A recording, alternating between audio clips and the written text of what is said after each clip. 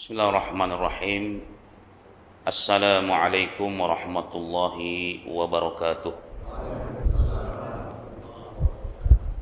Pada pertemuan kali ini kita akan membahas sesuatu yang ringan saja, tetapi sangat aplikatif. Sesuatu yang mungkin jarang dibahas, tetapi sesungguhnya Islam sangat memperhatikan masalah ini, yaitu firman Allah Subhanahu wa taala ditujukan kepada kita terkait dengan perintah untuk memakai pakaian yang baik. Allah Subhanahu wa taala berfirman pada surah Al-A'raf ayat 31, wahai anak Adam. Berarti khitab ini diserukan kepada kita semua, bahkan seluruh anak Adam. Pakailah pakaian-pakaian terbaik kalian ketika kalian hendak memasuki masjid. Makan dan minumlah, wala tusrifu, tetapi jangan berlebih-lebihan. Sesungguhnya Allah tidak menyukai orang-orang yang berlebih-lebihan. Sedikit saya berkisah tentang bagaimana hukuman atau apa hukuman pertama yang Allah berikan kepada manusia ketika manusia melanggar perintah Allah. Ketika Allah Subhanahu wa taala menempatkan Nabi Adam alaihi salam dan istrinya Hawa, datanglah iblis menggoda Adam alaihi salam sebagaimana janjinya iblis, bahwa iblis bersumpah untuk menyesatkan manusia sampai nanti terakhir, di hari terakhir atau hari kiamat. Wahai Adam, kamu tahu tidak mengapa Allah Subhanahu wa taala melarang kamu untuk memakan atau mendekati pohon ini? Mengapa Allah Subhanahu wa taala melarang kamu untuk memakan buah dari pohon ini? Karena pohon ini adalah pohon keabadian, menyebarkan berita bohong kepada Nabi Adam alaihissalam. Karena kau kalau makan pohon ini, kau menjadi malaikat nantinya. Manusia punya nafsu. Manusia Allah Subhanahu wa taala ciptakan punya potensi melakukan kebaikan dan ada potensi melakukan keburukan. Ada potensi taat, ada potensi maksiat. Demikian manusia. Disebutkan dalam beberapa riwayat Israiliyat bahwa Adam tidak mau sebenarnya memakan buah itu karena Allah melarang, wala taqraba hadhihi syajarah, jangan makan buah ini. Tetapi disebutkan dalam riwayat tersebut istrinya mempengaruhinya.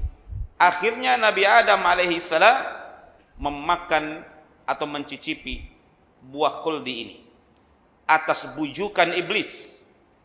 Sampai-sampai iblis bersumpah, inni lakuma laminan nasihin. Saya ini ngomong kayak gini beneran loh. Saya ini nasihati kamu loh ini. Saya itu lebih lama dari kamu loh hidup. Lebih punya pengalaman. Lebih senior loh. Ini tuh benar-benar loh. Buah khuldi, buah keabadian. Nabi Adam pun terpengaruh. Lebih-lebih dorongan dari istrinya. Akhirnya ketika Nabi Adam mencicipi, belum memakan, baru nyicip Pak. Dhaqa itu nyicip. Maka langsung Allah Subhanahu wa taala hukum ketika itu. Langsung Allah berikan hukuman kepada Nabi Adam dan istrinya. Badat lahuma sawatuhuma. Apa hukumannya? Terbukalah aurat mereka. Jadi hukuman pertama yang Allah berikan kepada manusia adalah terbukanya aurat. Nabi Adam dan Hawa ketika itu terpaksa mencari-cari dedaunan surga karena merasa malu, aurat terbuka. Fitrahnya manusia diciptakan itu merasa malu auratnya terbuka. Dari kisah ini dapat kita ambil satu pelajaran. Aurat ini bukan masalah yang kecil. Ternyata ketika kita melihat kisah ini, terbukanya aurat ini merupakan aib bagi manusia. Terbukanya aurat ini di luar fitrah kemanusiaan. Makanya Allah Subhanahu wa taala pada ayat berikutnya mewanti-wanti kita, jangan sampai kita terjerumus oleh syaitan yang dengannya menyebabkan aurat kita terbuka. Wahai anak Adam, janganlah kalian terjerumus oleh syaitan yang menyebabkan kedua orang tua kalian itu dikeluarkan dari surga, yang menyebabkan pakaian keduanya itu terbuka sehingga terlihatlah auratnya. Disebutkan di sini bahwa ini adalah hukuman bagi orang-orang yang melanggar. Terbukanya aurat adalah hukuman bagi orang-orang yang melanggar. Masalah aurat ini, batasan-batasan seperti apa yang harus kita perhatikan terkait dengan aurat ini. Karena jelas perintahnya untuk menutupi aurat, dan jelas perintahnya selain menutupi aurat juga untuk memakai pakaian yang terbaik, khususnya ketika memasuki masjid. Wahai anak Adam, pakailah pakaian yang terbaik setiap hendak memasuki masjid. Apa itu aurat? Disebutkan aurat itu adalah tiap bagian dari anggota tubuh kita yang dilarang oleh Allah untuk dinampakkan di depan orang-orang yang tidak halal kita lihat. Berarti orang yang tidak halal kita lihat adalah wanita yang bukan muhrim. Dilarang kita menampakkan aurat. Sampai mana batasan aurat laki-laki? Tidak ada perbedaan antara ulama wajibnya menutup aurat kecuali yang dikecualikan. Dan haddul aurat ini para ulama khilaf. Yang rajih dalam pandangan jumhurul ulama, haddul aurat itu adalah antara pusar sampai ke lutut, wajib ditutup. Allah mengingatkan kepada kita, wahai anak Adam, kami telah berikan kepada kalian pakaian yang bisa menutupi aurat kalian. Jadi fungsi pakaian itu bukan sekedar fashion, tetapi fungsi utama adalah untuk menutupi aurat. Semahal apapun pakaian itu, seandainya dia tidak bisa menutupi aurat, maka itu bukan pakaian. Rasulullah sallallahu alaihi wasallam beliau bersabda, ihfad aurataka, jagalah aurat kamu, illa min zaujika, kecuali dari pasangan kamu, au ma malakat yaminuka, atau dari budak. Jadi kita wajib untuk menutup aurat kecuali dari pasangan kita. Ya Rasulullah, bagaimana antara laki-laki? Aurat itu kata Rasul, kalau kau bisa tidak dilihat oleh siapapun, maka lakukanlah. Kalau di kamar silakan. Tetapi kalau keluar dari kamar, diupayakan. Kalaupun memakai celana yang berada di bawah lutut. Seorang muslim itu berupaya untuk menutupi auratnya. Kata Rasulullah sallallahu alaihi wasallam, "Fallahu ahaqqu ayyustahya minhu minan nas." Allah lebih berhak untuk kita itu malu dilihat auratnya daripada manusia. Kata Allah tadi, pakailah pakaian terbaik kalian setiap memasuki masjid. Pertanyaannya adalah, pakaian terbaik bagi laki-laki seperti apa? Disebutkan di sini, yang pertama disunnahkan ahsanus thiyab al-bayt. Dianjurkan untuk memakai sebaik-baiknya pakaian. Dan sebaik-baiknya pakaian itu yang berwarna putih. Kata Rasulullah sallallahu alaihi wasallam, albisu min thiyabikumul bayad. Pakailah pakaian yang berwarna putih. Karena pakaian yang warna putih itu lebih suci, lebih baik, dan kafanilah dengan yang berwarna putih itu mayit-mayit kalian atau orang-orang yang mati di antara kalian. Namun tidak mengapa tidak mengapa ketika kita ingin memakai pakaian di luar warna putih. Beliau sebagaimana disebutkan oleh Bara ibnu Azib pernah memakai pakaian berwarna merah. Aku tidak melihat sesuatu yang lebih indah ketika aku melihat Rasul sallallahu alaihi wasallam memakai pakaian yang berwarna merah. Merah di sini mungkin merah hati ya. Merah gelap. Beliau pun pernah memakai pakaian yang berwarna hitam. Ini tidak mengapa. Tetapi lagi-lagi para hadirin, pakaian yang dipakai itu hendaknya tidak memiliki corak. Corak di sini yang mengganggu, khususnya ketika masuk masjid, yang mengganggu orang ketika akan sholat. Atau pakaian yang bergambar. Nah, ini tidak boleh. Kita ke masjid memakai pakaian-pakaian yang bergambar. Apalagi gambar-gambar yang diharamkan oleh Allah Subhanahu wa taala. Gambar-gambar makhluk hidup misalkan. Pakaian partai. Nah, ini juga. Kalau bergambar boleh nggak Ustaz? Tidak boleh. Gambarnya di belakang. Pilih nomor 2. Gambarnya misalkan ya. Pilih nomor 3 atau pilih nomor berapa. Ada gambarnya di situ. Tidak boleh. Kenapa? Merusak kekhusyuan orang sholat. Karena sholat itu luar biasa sekali. Sangat sakral sekali. Sampai-sampai orang yang melewati orang sholat itu ditegur oleh Rasulullah sallallahu alaihi wasallam. Seandainya orang tahu dosa orang melewati sholat, niscaya dia diam saja 40 hari atau 40 tahun mungkin lebih baik daripada dia lewat orang sholat. Mengapa? Merusak kekhusyuan orang yang sholat. Segala sesuatu yang merusak kekhusyuan orang yang sholat itu sangat dicela sekali. Oleh karena itu pakaian ini juga termasuk.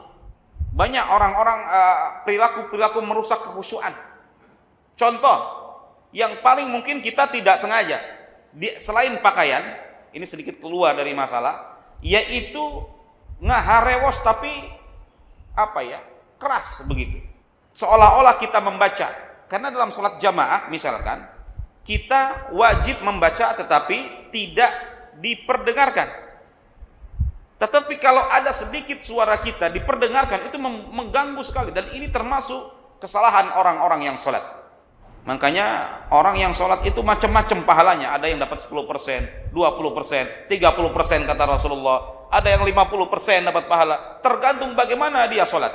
Nah, pakaian selain tadi, warna-warna yang tadi, yang paling penting, afdalus thiyab adalah al-qamis. Sebaik-baik baju adalah al-qamis. Al-qamis dari Ummu Salamah. Kalau dalam bahasa kitanya gamis, ya. Sebaik-baik baju yang disukai oleh Rasul adalah al-qumus. Apa itu kumus? Terjadi pergeseran makna sebenarnya, Pak. Ada kesan qamis itu adalah baju yang jubah kayak gitu ya. Iya, itu adalah qamis. Tetapi makna qamis sebenarnya adalah baju berlengan panjang. Maka koko ini sebenarnya dalam makna fikih ini masuk apa? Qamis. Ya. Kalau orang kita sekarang gamis ya, yang panjang sampai ke lutut, ke bawah begitu ya. Tetapi sebenarnya baju yang qamis dalam istilah fikih adalah baju yang berlengan panjang, tidak berlengan pendek. Qamis yang paling utama tentunya adalah qamis yang tidak hanya berlengan panjang, tetapi juga qamis yang menutupi langsung terusannya ke bawah. Boleh tidak memakai sarawil. Sarawil itu adalah semodel celana. Beda dengan bantolun. Ada sarawil, ada bantolun. Lubsus sarawil jaiz bittifaqil ulama. Memakai sirwal itu celana tetapi dia punya jarak ya, tidak rapat ke kulit. Sirwal itu boleh berdasarkan kesepakatan para ulama. Kata Rasulullah sallallahu alaihi wasallam kepada para sahabatnya, kalau dulu para sahabat miskin Pak, masakin. Sampai beliau bersabda seperti ini, siapa yang nggak punya izar, izar itu sarung, maka hendaknya memakai celana. Karena dulu itu bahan itu yang mahal. Kalau kita mau sholat, utama mana? Sarung apa celana Pak? Sarung. Sarung lebih utama dari celana. Karena sarung seperti gamis. Dia menutupi lekukan tubuh. Lekukan tubuh, lekukan aurat. Ya, paha tertutupi lekukannya. Kalau celana, dia kurang menutupi, apalagi kalau celananya bantolun. Bantolun itu celana yang, mohon maaf, yang ketat. Sehingga membentuk aurat kita. Karena syarat dari pakaian yang bisa dipakai sholat, yang pertama, la yakshif. Dia tidak membuka aurat. Yang kedua, la yasif. Dia tidak memberikan lekukan terhadap aurat. Begitu Pak. Jadi lebih utama kita memakai sarung, lebih utama lagi kita memakai celana, kemudian dilapisi oleh gamis atau sarung sehingga tertutup aurat kita. Dan itu lebih menampakkan ketakwaan. Semakin dia bertakwa, semakin dia suka auratnya itu tertutup.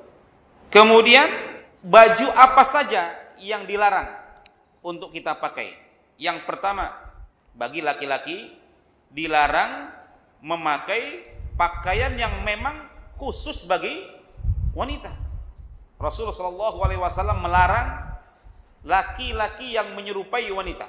Ini baju khusus bagi wanita, tapi dipakai oleh laki-laki.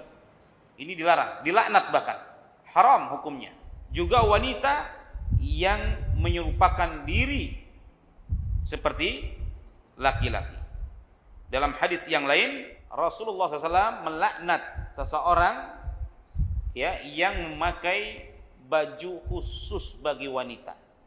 Larangan berikutnya adalah bagi laki-laki dilarang isbal. Isbal itu memakai pakaian sampai menyeret ke tanah atau sampai ke tanah atau disebutkan di bawah mata kaki sehingga nyaris nempel ke tanah dan menyeretnya dalam keadaan sombong. Ini hadis yang sangat begitu jelas adalah Rasulullah SAW bersabda, Allah tidak akan melihat di hari kiamat, Allah tidak akan melihat orang yang menarik pakaiannya atau menarik pakaiannya dengan keadaan sombong. Bagi laki-laki itu dilarang, Pak. Makanya Al-Imam Nawawi rahimahullahu taala beliau dalam Riyadhus Shalihin buat judul buku. Judulnya adalah tentang isbal. Disunnahkan, kata Al-Imam Nawawi, kita menarik celana kita di atas mata kaki. Ustaz, ini bukan masalah fanatik dan tidak fanatik. Ini adalah bagaimana kita mengikuti perintah Rasul sallallahu alaihi wasallam. Lah kita harus fanatik dong kepada Rasulullah sallallahu alaihi wasallam, kepada sunnah Rasul sallallahu alaihi wasallam. Siapa yang harus kita ikuti dalam hidup ini kalau bukan Rasulullah sallallahu alaihi wasallam? Ada sebagian orang yang menganggap bahwa cara tanda-tanda radikal, nah ini, jadi lagi musim Pak. Ini sangat tidak arif dan tidak bijaksana gitu. Ketika mendefinisikan radikal dengan keseharian. Radikal itu adalah yang pakaiannya itu di atas mata kaki, itu radikal. Padahal Rasulullah sallallahu alaihi wasallam jelas, izarul mu'min, kata Nabi dalam Sahih Bukhari, fi nisfis saq. Pakaiannya atau celananya seorang mukmin itu di betisnya. Maksudnya tidak sampai ke bawah. Ustaz, boleh enggak memakai pakaian di bawah mata kaki? Ini masalahnya khilaf. Ada sebagian ulama yang membolehkan kalau tidak sombong. Artinya bukan untuk membanggakan. Ya silakan saja di bawah mata kaki. Tetapi kalau ada rasa sombong di situ, bangga di situ dengan pakaiannya yang di bawah mata kaki, maka masuk dalam larangan ini. Ya kalau amannya, Kalau kita mau aman ya tarik saja sedikit. Jangan sampai melewati mata kaki. Karena sombong dan tidak sombong kadang-kadang muncul tiba-tiba begitu. Orang mau ngomong apa, biarkan saja. Jangan hidup kita diatur oleh komentar orang lain. Nggak akan selesai, Pak. Kalau wanita diperintahkan untuk sampai ke bawah, sehingga menutup auratnya. Dan aurat wanita itu adalah pada selain wajah dan telapak tangan. Ini penting juga. Dilarang kita memakai pakaian sutra yang murni bagi laki-laki. Ini dilarang. Bahkan Rasulullah Shallallahu Alaihi Wasallam bersabda, tidak boleh kalian memakai sutra. Siapapun laki-laki yang memakai sutra di dunia, dia tidak bisa memakainya nanti di akhirat. Kalau campuran gimana Ustaz? Ya 50% sutranya gitu. Wallahu a'lamu bissawab. Kalau campuran tidak masalah, tetapi lebih baik ditinggalkan. Bahkan dalam ulama fikih mengatakan tidak boleh, hanya 4% saja baru boleh. Ada sebagian ulama seperti itu. Wallahu a'lamu bissawab. Sebenarnya masih banyak sekali. Ya, saya belum bahas tentang pakaian wanita sebenarnya. Juga bagaimana etika kita terhadap baju. Di sini disebutkan adamul israfil libas, ya, tidak berlebih-lebihan dalam pakaian. Wassalamualaikum warahmatullahi wabarakatuh.